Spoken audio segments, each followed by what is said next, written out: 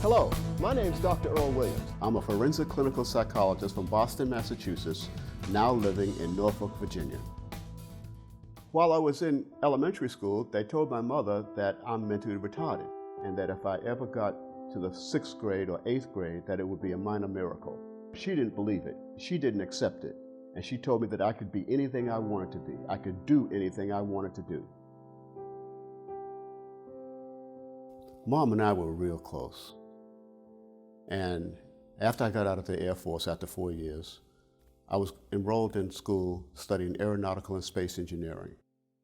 And I was on my way to classes one day, and I had a really bad feeling.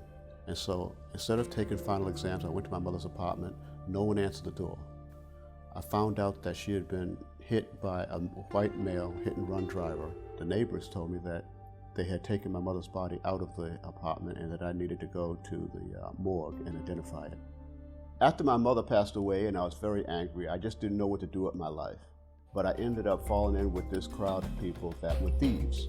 And we would go out into the white suburbs and we would rob warehouses full of TVs or jewelry stores. And so that's what I did with them. I was broke, I was going to school, and they talked me into doing this one more job. Just do this one more thing. It was a jewelry and fur store. There were about 4 of us. We went in there, and we didn't know that we had triggered a silent alarm. Our lookout fell asleep. The police came, and they caught us. And we went to court. 2.5 to 3 years in Walpole Federal Maximum Security Prison for you. I felt like my knees were gonna buckle. My life was in a downfall. It was in a whirlwind. I didn't know, to tell you the truth, I didn't know which way was up. While I was in prison, I started to have a change of feelings from the anger and the rage that I had felt before coming in, morphed into shame and guilt. My mother wouldn't be proud of what I had done and what I had become and how I had reacted to her death. I needed to change. I wanted to straighten my life out. After my release from prison, I was in a quandary into what I wanted to do next. With an affirmative action program, I enrolled in school at the Mass College of Pharmacy. So after a semester at Roxbury Community College, I also enrolled into a psychology course at the University of Massachusetts. I graduated from there the following year, and in 1977, I attended the Mass School of Professional Psychology and eventually earned my doctorate degree in clinical psychology, and now I work as a forensic clinical psychologist.